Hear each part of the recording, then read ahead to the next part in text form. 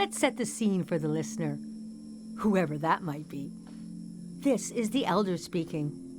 We're sitting in the plaza, saying goodbye to a dear soul. See if there's anything useful in my mind that could help you on your trip. A century's worth of memories, dreams, fantasies, visions. Like a big, old, haunted library. When I die, this library will burn down. But which book should we check out first? I don't have all the answers. But I do feel the story of my life could help you understand what kind of world is out there. It's okay not to understand everything right away. The moment may pass before you've gotten a firm hold on it, but as long as you're there to witness it, to take it down in your journal, you and others to come will someday take the time to make sense of it all.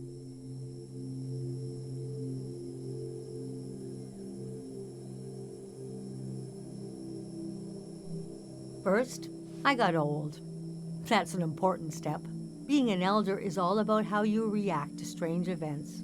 The key is not to be surprised, but kind of frown, look, and say something like, "It begins."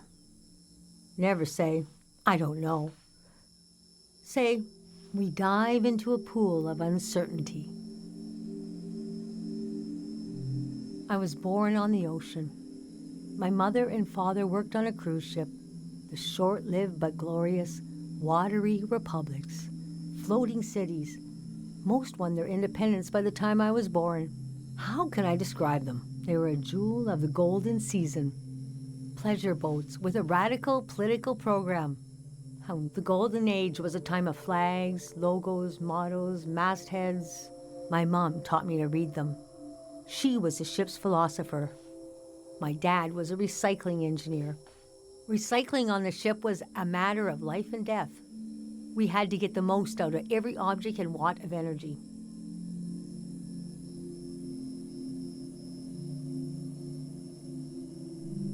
My grandparents played with the past. They changed it like we change our wardrobe. So it was a different answer every time. But they often said we were exiles of some kind. Exiled royalty from a secret lineage. Blood that glows in the dark. Or we're exiled from the mouth of some great leviathan. When they were older, they just said, "We're from here. We're from right now."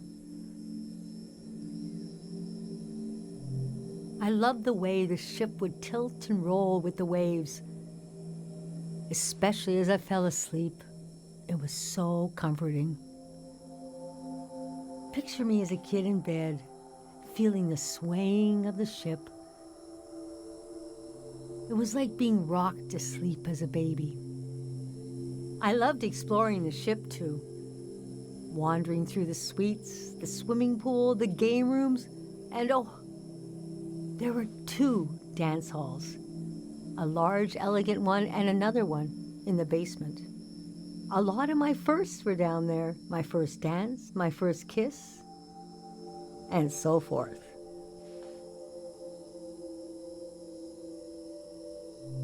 Our ship was taken over in the early days of the war. That was the end of the watery republics. I heard the dance hall in the basement became a weapons cache. Took me half my life to say goodbye to the world I knew in my youth. Imagine me and my parents and everyone I knew being escorted off the ship by a company of soldiers.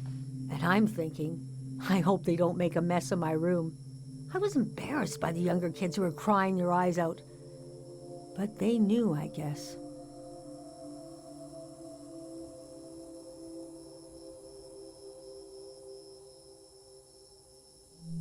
Yes, the start of the war was a turning of seasons. And we had been warned this season was going to end. Oh, but we didn't understand the warning. You see, one night, along a coastline, we saw beautiful lights shimmering above the water. Later, we found out this was an ancient warning system. It hadn't been used in so long. We didn't know what it meant. We just thought, well, ain't that pretty? We tried to stick together and camped out on the coast of the prismatic grounds.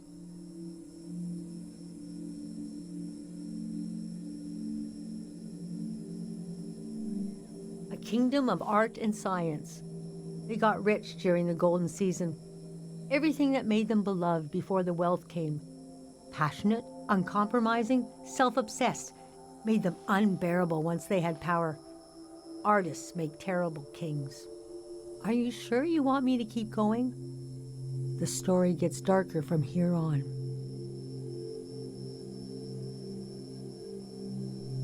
Okay, so conditions in the camp were getting worse. My mom got lost in thought for long periods of time. She'd be completely still for hours, days even. We realized she caught, well, now we call it time misperception disorder. It's when you lose your ability to tell how much time is passing. A minute can feel like an hour. A day can pass in 10 seconds.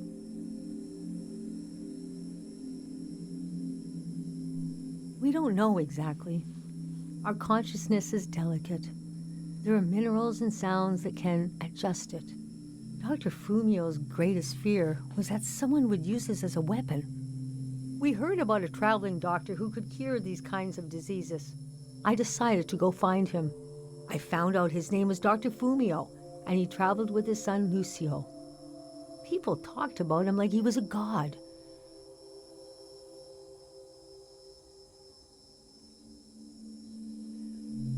I described my mom's condition to Dr. Fumio. He said there was no cure yet, but there was a village high in the mountains. He thought it was high enough he'd have a better chance at treatment. Lower places are more dangerous. Valleys are the worst. He invited me to join them in going to the village, but I wanted to go back and get my parents and bring them with me.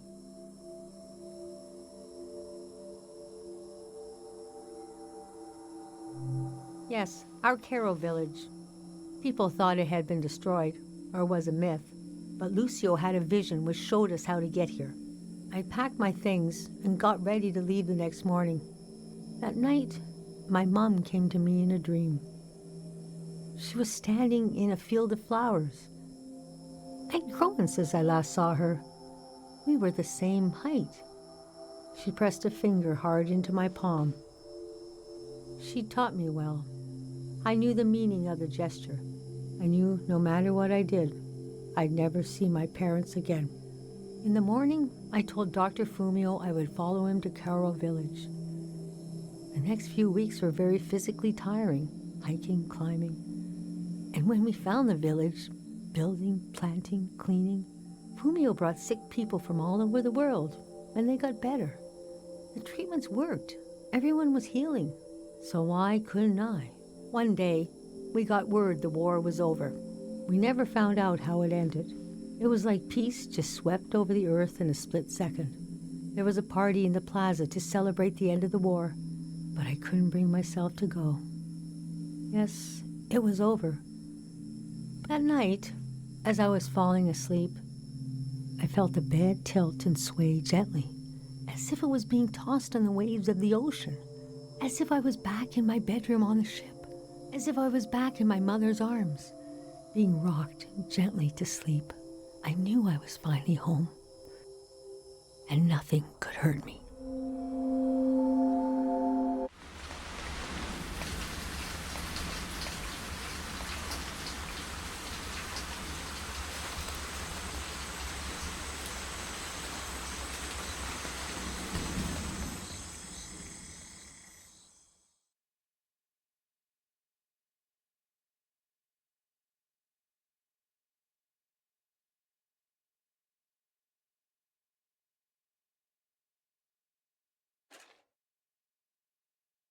I imagined coming upon a place as hidden and singular as my own village. Eventually, I found myself circling a valley, looking for a way in.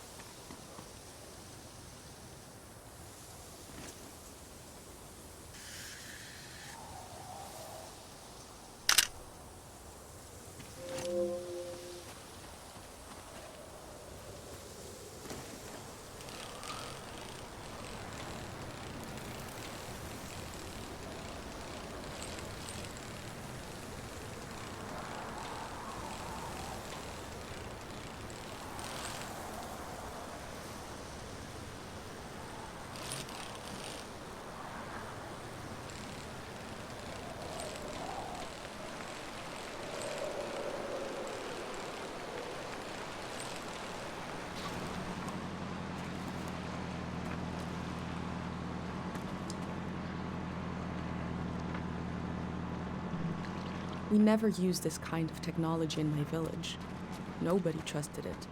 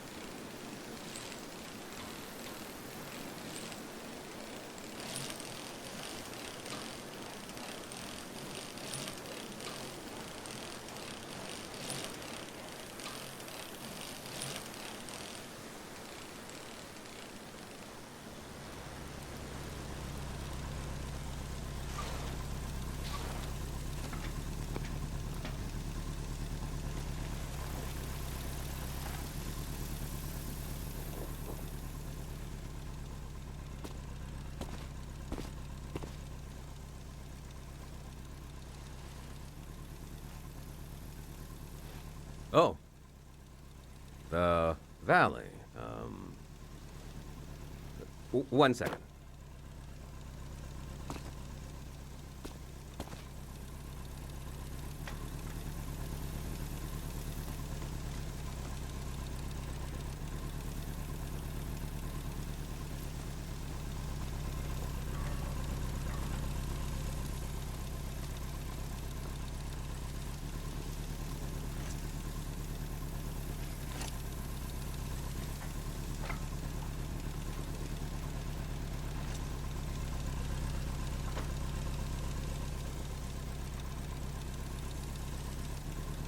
Must be a car, but it looks weird.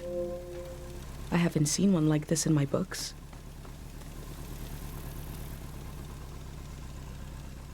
Is that a strotofop? Yeah, what are they called? What is it?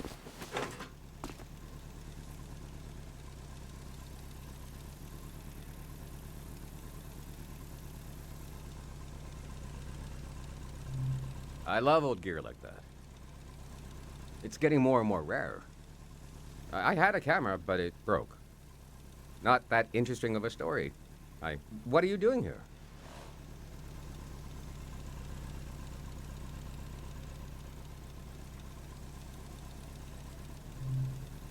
The whole thing, huh?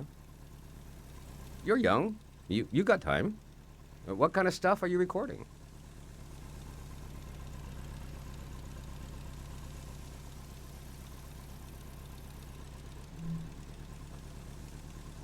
That's the way to do it, if you ask me. If anyone asked me, the valley would be a good place to use those tools. Too bad it's closed down. Let me finish up here, huh?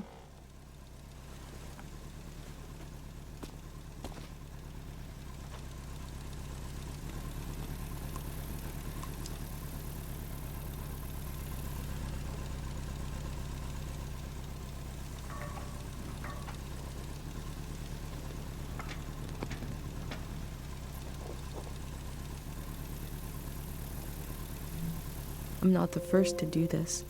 Just the first in a long time. Hey.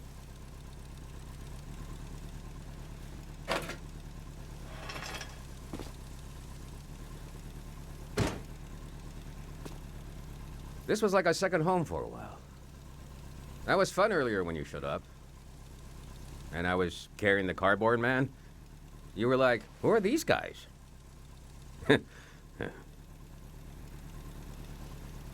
I've been pretty bored here. You know, the valley's going to be flooded soon. That's why nobody can go in there. The dam is falling apart.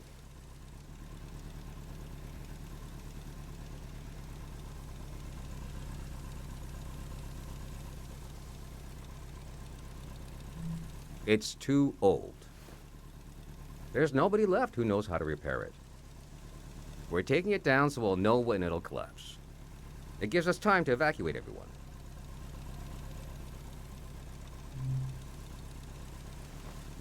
Greyhounds. We're a community organization. We do all kinds of fun stuff. Health clinics, minesweeping, daycare, evacuations, weddings. We're new.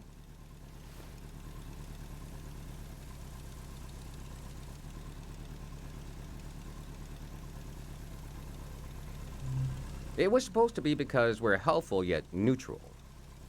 We took a vote and decided to change the name, though. We want something more friendly sounding. I'm excited to find out what it will be. We're trying to get new things going. But it's hard. The past really has a tight grip on people. Doesn't feel like a fair fight. So we're trying to... well... anyway. It's funny. I stood guard here for a week, and I've only seen greyhounds like myself, and valley people on their way out. But now I see you, and you're like a... new element or something. I've never met anyone doing what you're doing. And we greyhounds gotta support new things. So... I'm not supposed to let anyone in. How can I... Gee, I think you should go down into the valley and take a look. Gotta try something here.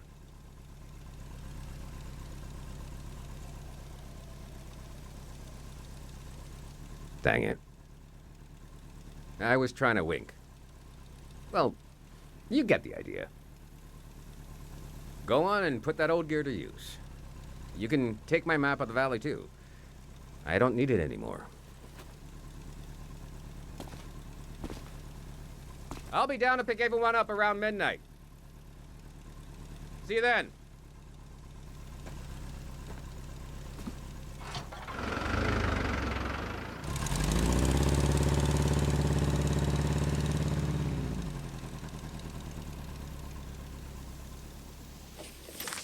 I met a greyhound.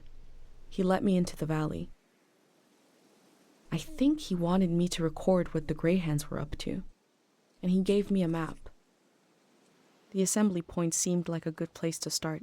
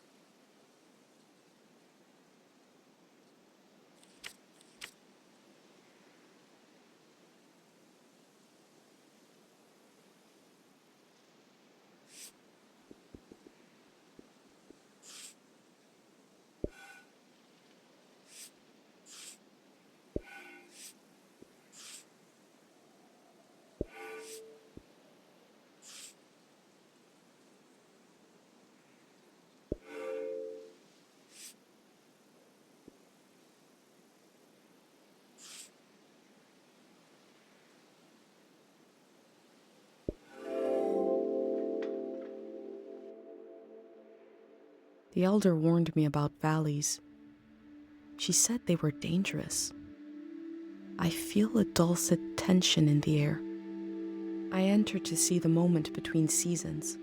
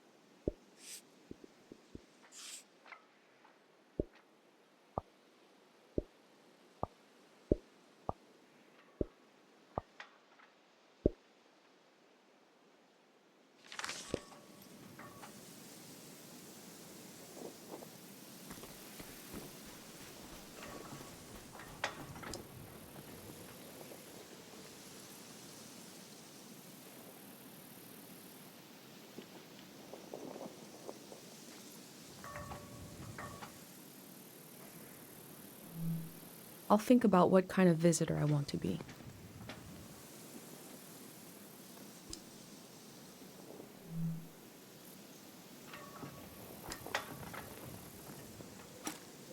It seems like I'll have to wait for night to enter the shrine.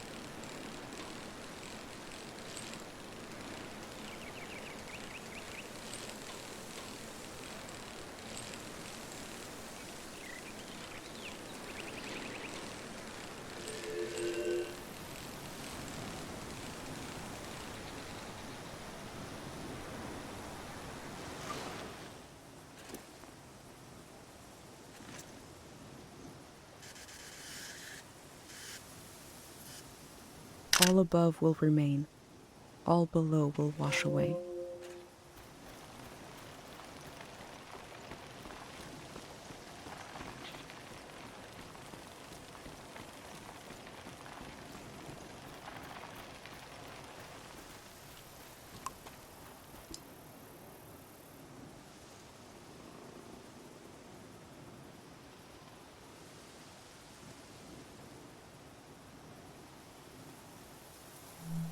I have wondered about the lives beneath unkept graves.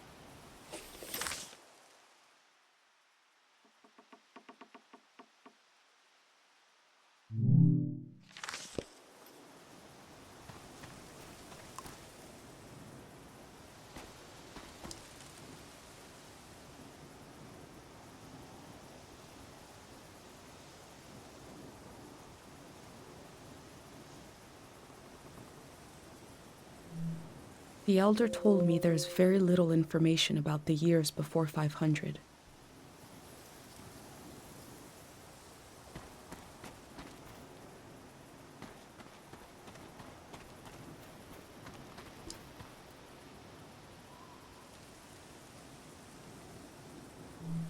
I am probably the last person that will ever be welcomed here by this sign.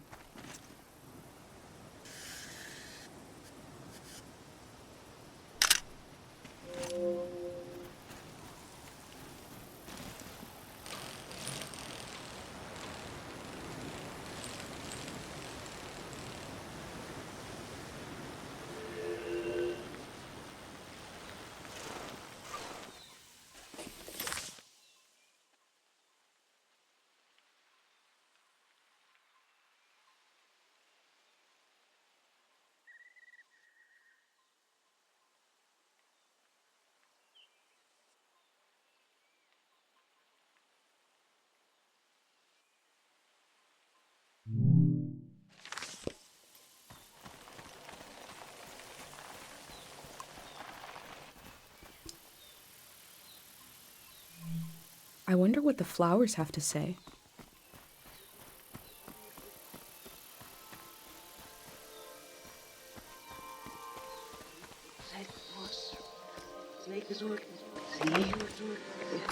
God of sleep, I've been gathering harpic, and I've been gathering courage. If my big prayer is wrong, if it goes against divine will, please spare the people of this valley. We're so desperate for peace.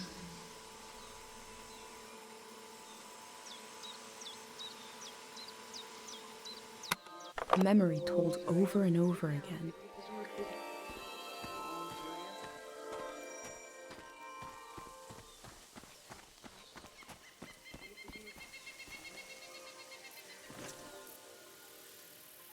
All the rituals for the dead in my village require the body, so we couldn't perform them for my dad. But I can make my life a ritual for his memory.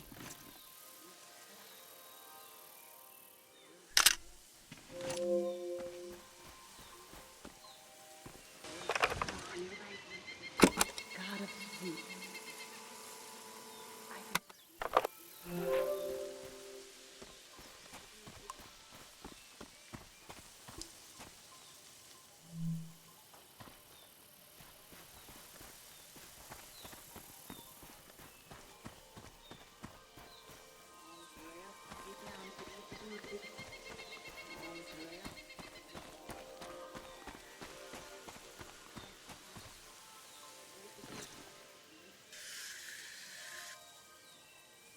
These metal animals are looking up, expectantly.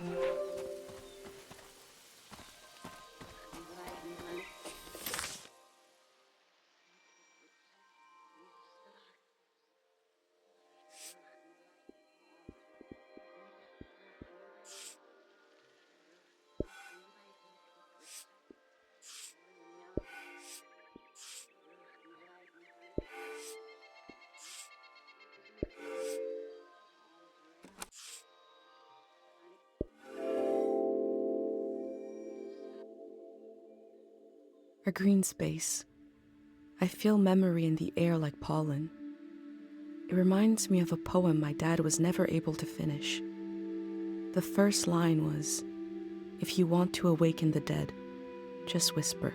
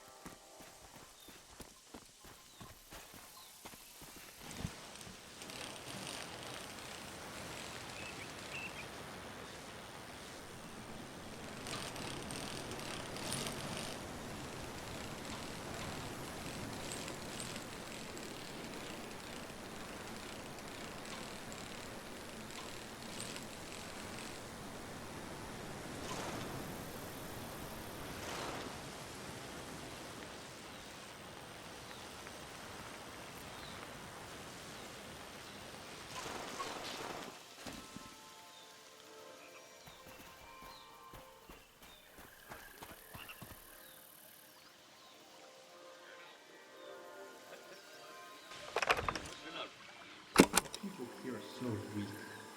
I heard gunshots last night. That was us. What is that?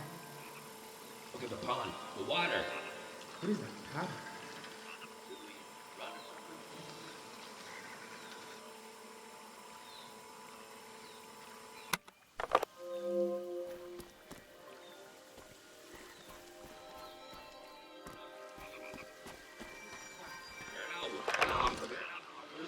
The people here are so weak. I heard gunshots last night. That was us. What is that? Look at the pond, the water. What is that pattern? Should we run or something?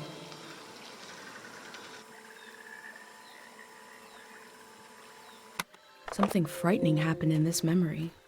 But what was it?